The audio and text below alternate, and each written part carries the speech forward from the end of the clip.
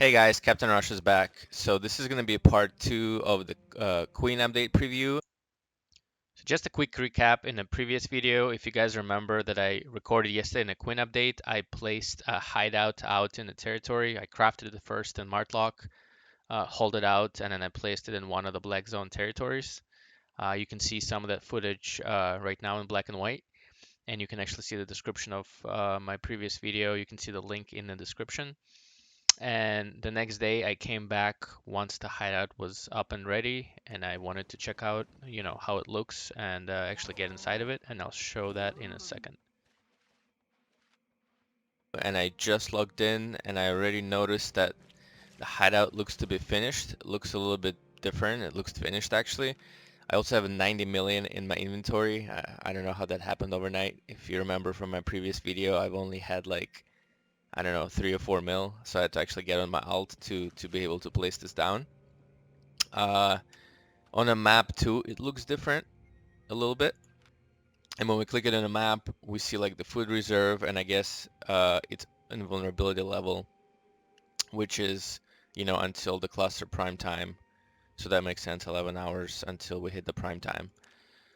So let's go check it out. So I guess if I just click it, yeah, it loads me in. All right, this is really, really cool looking.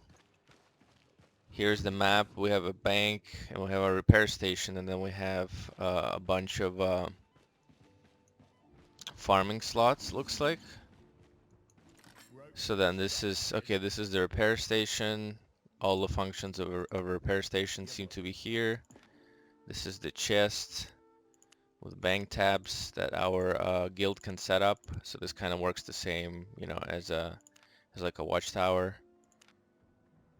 guild can use. Okay. And then, so here's the cool part. Here is, again, this is just a level 1. So here are some of the building slots that we have here.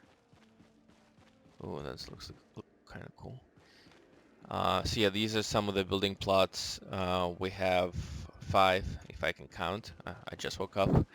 And then probably this is, once we expand, these 2 tunnels are probably going to grow. So that kind of looks cool. So let me just go back to like the main sort of area, main node. And again, this is another tunnel that's going to expand. Okay, that's cool. What else we got here? And this is, okay, this is the hideout kind of like managing board. So we have our food, same level 2. Okay, so it shows what happens if we do a level 2 upgrade. We get marketplace, merchant, additional building space, and this is how much it costs to upgrade: 1000 siphon energy, 1250 rough logs, 125 rive stone. Actually, that's not too bad, and 500 slate T6. And it takes 2 days to upgrade, and yeah, we'll see it adds like 3 additional kind of like tunnel areas. Again, we have our access rights here. That's typical for islands. Here is what I was talking about, how if you die in an outpost in the black zone, you're not sure what you can only respawn in an outpost, like Arthur's Rest. But this is basically, you can make it home, and I'm actually going to go ahead and do that. Yeah, make home. And then you can set tribute to pay to whoever is the owner of the cluster, but currently there is no owner, right? It's still unclaimed territory, so this probably wouldn't do anything. Alright, so let's see if we can Alright guys, so I got a bunch of resources here, so I'm going to try and go ahead and see if I can upgrade this hideout. Yep, 20 million. Damn, that's pretty crazy. Alright, let's go. Alright, looks like the upgrade is initiated. It's gonna take 1 day, 23 hours. Okay. It doesn't really change much, I guess. Maybe a little bit. This guy's kind of working here.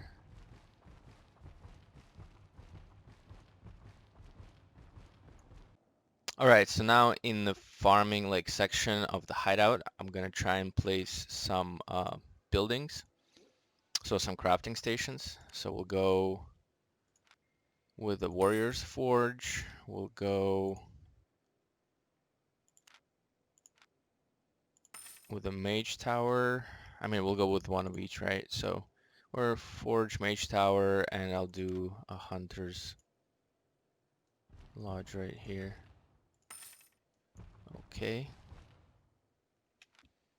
Oh, we got 2 more slots left. So let's see, maybe something for like refining ore I could do. Toolmaker, maybe a toolmaker.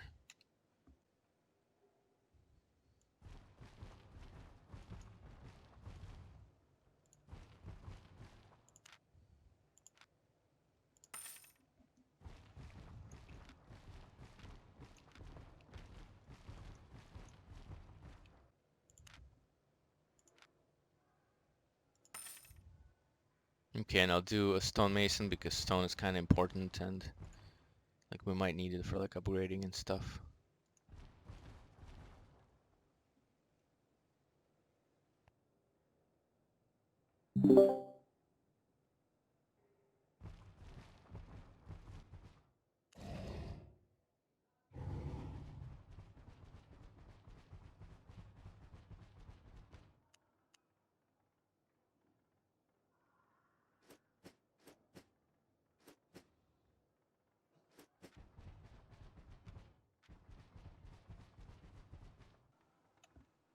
Alright, so let's see if we can feed the hideout real quick. I think I should be able to just drop some food.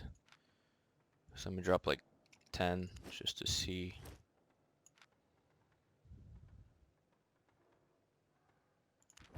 Okay, it adds 1%, so then if I drop full stack up to 70, okay, cool. And it has a little bit of a reserve, interesting. Yeah, we should be good. And I have been upgrading and building up some stations here.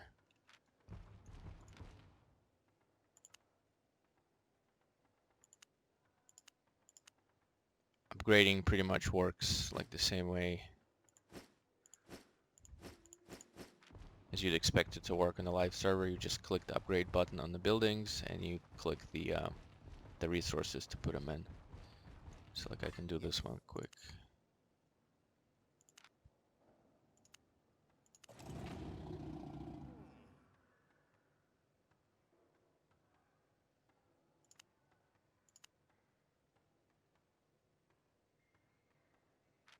Yeah, and there we go. It's now upgraded. Now we can make up to tier 4 items, including Avalonian. Cool, cool. I don't think we can make our hideout kit yet. Right, because it's not high enough level. I think we need like a level 5 or level 6.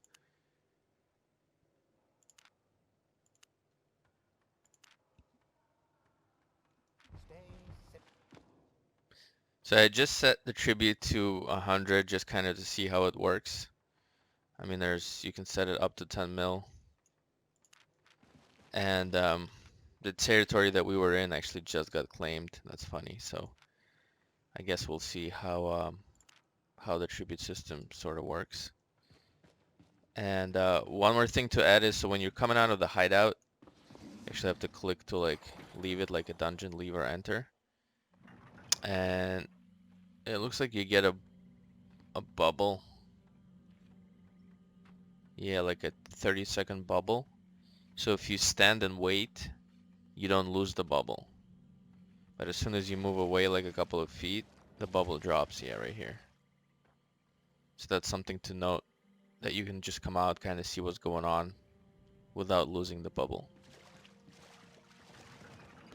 Oh, cool. And the hideout kind of pops out from the ground.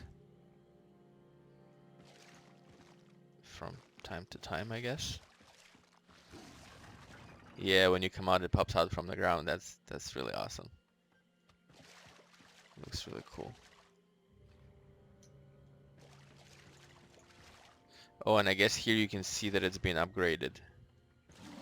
This little thing on the side shows that it's actually being in the process of being upgraded. Yeah. And then here's the little signpost that you can click to check it. So if I make it to the enemy hideout, this one's kind of really covered up by the jungle, but I think from this angle you guys can see that there is no scaffolding. So this one's not being upgraded. That's just a level 1 hideout of independent ranging corps. And if I click on the little like letter sign here, you can see same stats. It's level 1 out of the 3, and the time frame for being invulnerable is 10 hours, which is um, until the prime time, cluster prime time.